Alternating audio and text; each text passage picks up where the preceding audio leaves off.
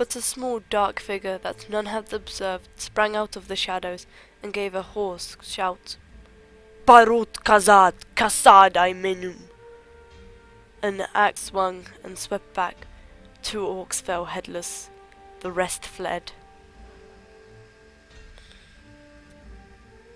Welcome to Tales of Arda, where we discuss and explore Middle-earth. Today we explore Gimli, son of Gloin, and elf friend. Gimli is probably one of the most famous dwarfs from the works of Tolkien, as he is the only dwarf in the Fellowship of the Ring.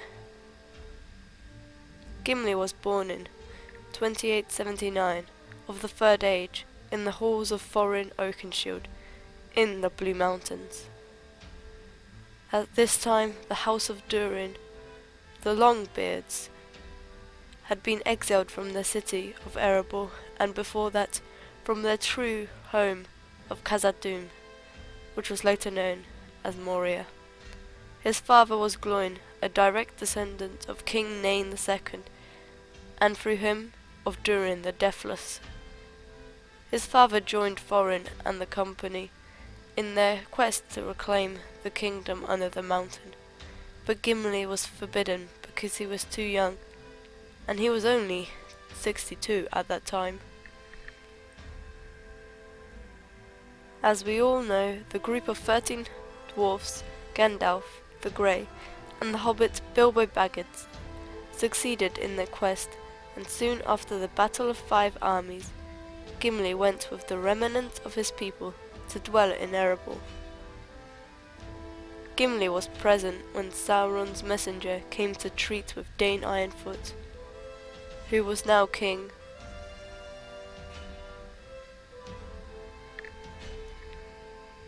As a result of this unwelcome present from Sauron, Dane Ironfoot sent Gloin and his son Gimli to seek counsel from Elrond of Rivendell, and to take part and represent Erebor in the Council of Elrond that took place in 3018. And so, being the youngest dwarf at the Council of Elrond, Gimli became its only dwarven member of the Fellowship of the Ring. And so, together with the rest of the Fellowship, he set out to walk to Mordor, and to bring evil to its knees. As the Fellowship traversed through Holland and what used to be Eregion, Gimli gained the Fellowship's renown for his knowledge of the Misty Mountains and the surrounding wild forests and plains. Gimli even knew most names of the peaks of the Misty Mountains, and when the mountain of Caradhras defeated the Fellowship, Gimli insisted to go to Moria, for he was curious about the fate of his fellow dwarf and kingsman, Balin, who had previously led an expedition to Khazad-dûm in order to reclaim it. And in the end, the Fellowship decided to take the long and treacherous journey through Moria. At the doors of Durin, the west gate of Moria, the evil of past ages was at work again, as Gimli and Legolas, dwarf and elf, argued over whose fault it was that the two kindreds were sundered. Each claimed it was the other, but luckily Gandalf stopped their dispute before any blows were struck. As the Fellowship entered Moria, his dwarven nature helped the Fellowship guide the many treacherous paths of Moria. Gimli also sang the Song of Durin to the Fellowship. At the Battle of the Chamber of Mazabul, he protected the tomb of Balin. When the Balrog was awakened by the Fellowship, Gimli led the group to and across the bridge of Khazad-dûm. After the 8 remaining members of the Fellowship fled, Gimli took Frodo and Sam and showed them Caladhras,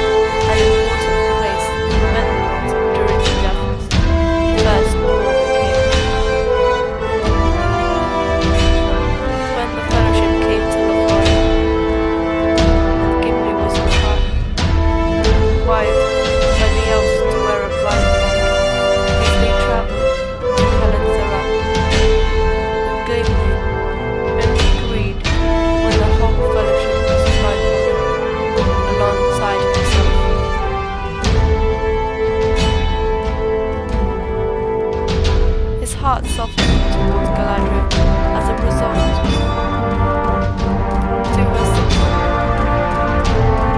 her sympathy and understanding to her.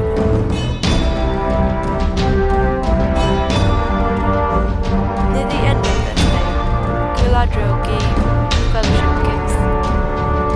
He asked only for a single strand of her hair, but Galadriel gave Gimli 3 hairs with a blessing. This is a direct parallel to Valinor asking for the same gift thousands of years ago. And due to his stay in Lothlorien, Legolas and Gimli became good friends. After the breaking of the Fellowship and the death of Boromir, Aragorn, Legolas and Gimli sang a lament for Boromir in the character. After realizing that Frodo and Sam were on their own path, Aragorn, Legolas and Gimli became the 3 hunters tracking Merry and Pippin, who had been captured by the Uruk-hai, and not letting them be killed by Saruman's servants.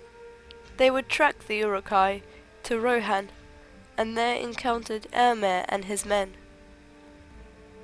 Gimli was even hostile to the Rohirrim for Éomer's rash comments about Galadriel.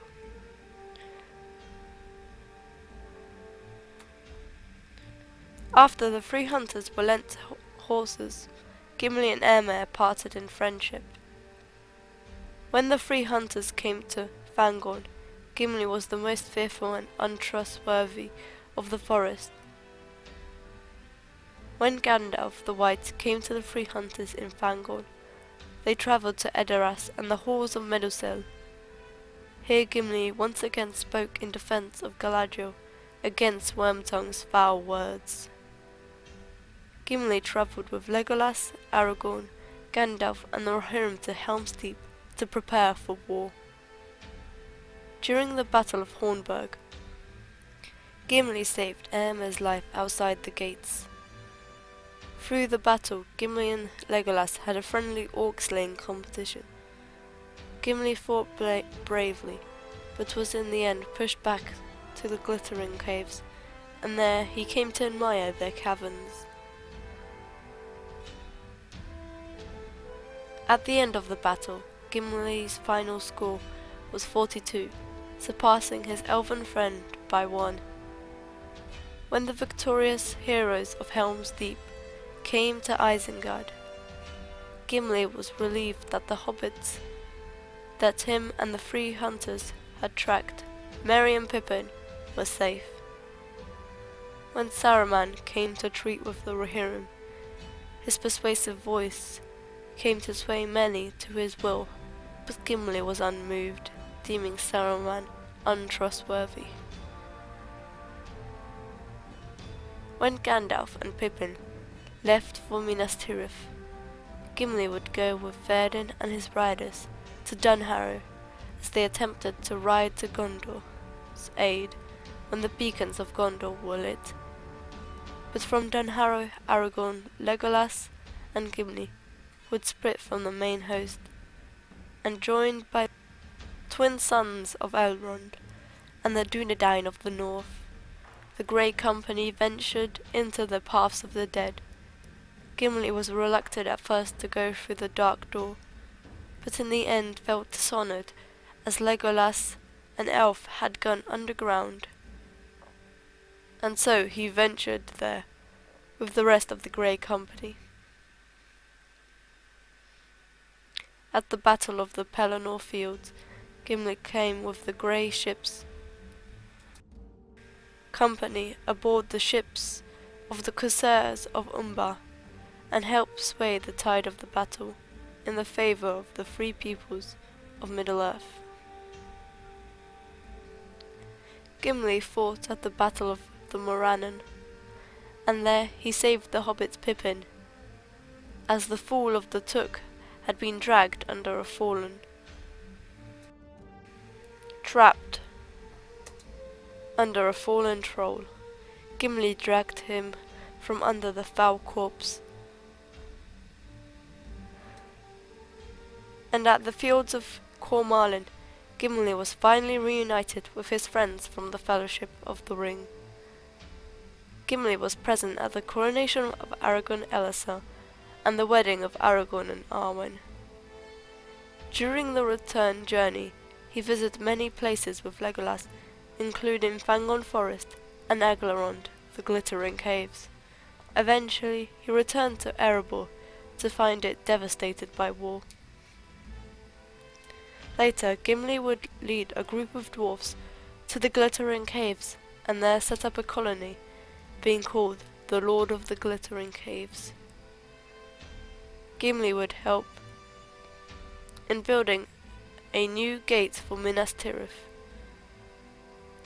He would also give King Elessar a geological tree of the House of Durin for the scribes of Gondor to study. After many years, Gimli and his best friend Legolas would build a ship and together sail from Middle-earth to Valinor, the Undying Lands.